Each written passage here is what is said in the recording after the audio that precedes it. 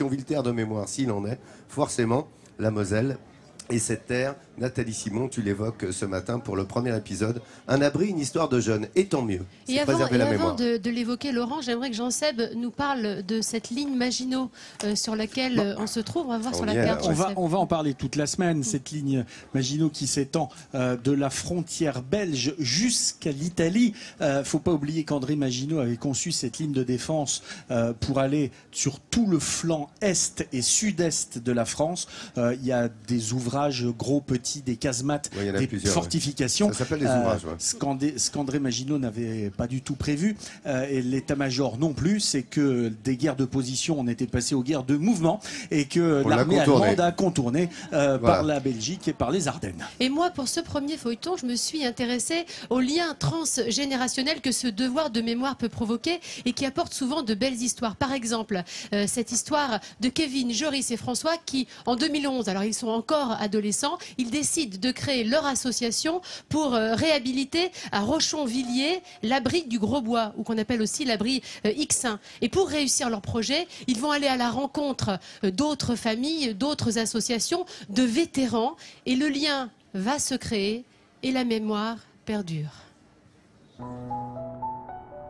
En Moselle, il y a des histoires qui se transmettent de génération en génération.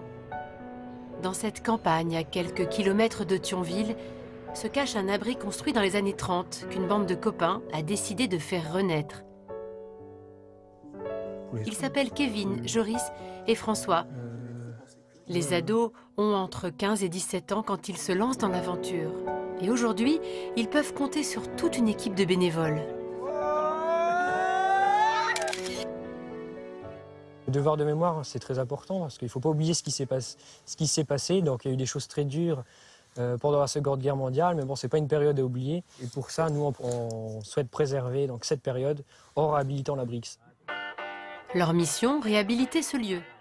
L'abri X1, dit du Grosbois, était à l'abandon. Et depuis 3 ans, cette bande d'amis s'affaire, dès qu'ils le peuvent, aux travaux de réhabilitation. 3000 m² souterrains où il faut tout refaire, de A à Z. Des peintures jusqu'à l'électricité. Parce que la vis, elle est complètement morte. Après, une fois qu'elle sort, les autres vis sont déjà... Ce qui les unit, c'est leur passion pour l'histoire. Alors remettre en état cet abri leur tient à cœur. Kevin et ses copains n'en seraient pas là aujourd'hui sans avoir rencontré Ernest. C'est grâce à lui qu'ils ont eu le déclic de se lancer. On ne voyait même plus, on ne voyait plus la casemate, on ne voyait plus rien. Retrouvailles avec cet homme de 83 ans, mémoire vivante de cette époque. Je leur ai fait visiter tout ce qu'on peut voir dans la région, sur la ligne Maginot. Ils ne savaient rien et aujourd'hui, ce sont devenus des experts. Ernest nous a appris énormément de choses et c'est vraiment grâce à lui que ce projet a démarré. D'avoir le témoignage en vrai devant soi, quand on nous le présente, c'est quand même autrement. C'est comme ça que ces jeunes construisent leur projet, petit à petit, en égrénant des témoignages et en rencontrant des anciens. L'abri du Grosbois fait partie du secteur fortifié de Thionville. C'est un abri de surface. Vu du ciel, on le découvre au dernier moment, dissimulé au milieu des arbres.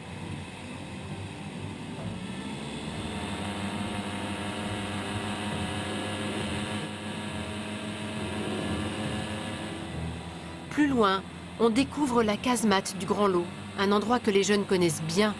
Ils s'y rendent de temps en temps pour rencontrer les propriétaires. Voilà les voisins. Bonjour. Salut les jeunes. Bonjour. Cette casemate, c'est pour eux une référence. Ils viennent y chercher des conseils. Et là, l'équipement de cette pièce, vous l'avez retrouvé Alors là, ici, dans la chambrée, tout le matériel que vous voyez ici, ça vient des brocantes, bourses aux armes, les gens qui nous ramènent. Les objets, les vêtements, tout est d'époque. Et pour nos grands ados, c'est le but ultime, faire de leur abri un lieu aussi complet que cette casemate. La chambrée comporte le matériel de chaque homme, des boîtes de munitions sont rangées un peu partout, et la chambre de tir laisse les garçons rêveurs. Leur projet est ambitieux, ils savent bien qu'ils ont encore beaucoup de travail. Est-ce que la casemate est complète? Alors ici, la particularité de la chambre de tir ici, c'est qu'elle est vraiment rééquipée, on peut dire à presque 99% à l'origine, avec tout le petit matériel. Et 1, 2...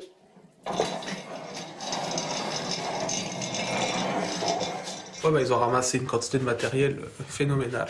Puis ouais, c'est assez impressionnant de revoir la casemate presque remplie comme à l'origine. Une chambre de tir en état de fonctionnement. Les mécanismes sont soigneusement préservés par Daniel. Un travail au long cours, presque celui de toute une vie. Daniel en est très fier. Quand les gens ils viennent ici, et ils sont impressionnés et contents de voir du matériel comme ça. Donc on est quand même assez fiers d'avoir tout ça. Tout seul, j'aurais pas fait grand-chose. Hein. C'est un travail de famille, plus des collègues qui me donnent un coup de main.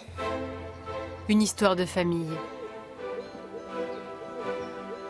Chez les Boudranguiens, on est passionné par la ligne Maginot sur 3 générations. C'est Albert, à gauche, qui a tout appris à son fils. Et la relève est déjà assurée avec Pauline, 12 ans à peine. Tiens, viens voir. Tu reconnais la casemate là avec les Allemands, là, Pauline?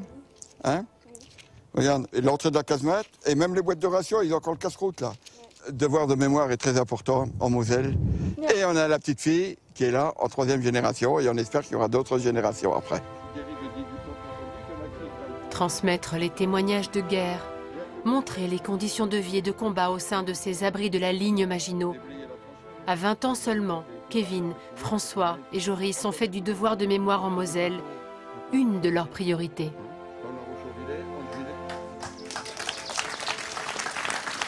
Kevin, Joris, François et René sont présents sur le plateau. J'aimerais vraiment saluer le travail, les milliers d'heures de leur association La Lorraine à travers les siècles consacrés à la réhabilitation de cet abri du Grosbois. Ils ont encore besoin de financement parce que c'est un petit peu ça toujours l'idée, c'est qu'il faut encore travailler pour réhabiliter le chemin qui mène à l'abri du Grosbois. Donc je vous invite à aller faire un tour du côté de notre site Midi en France sur Facebook, Midi en France officiel, ou sur la page Midi en France de France3.fr pour peut-être apporter vous aussi votre petite participation à ce devoir de mémoire qui leur est si cher. Merci Nathalie. Devoir de mémoire dans notre feuilleton, Moselle, terre de mémoire tout au long de la semaine. En raison de la commémoration, vous avez vu l'image, cette semaine, notamment ce week-end du 70e anniversaire de la libération de cette ville de Thionville. Devoir de mémoire tous les jours dans notre feuilleton.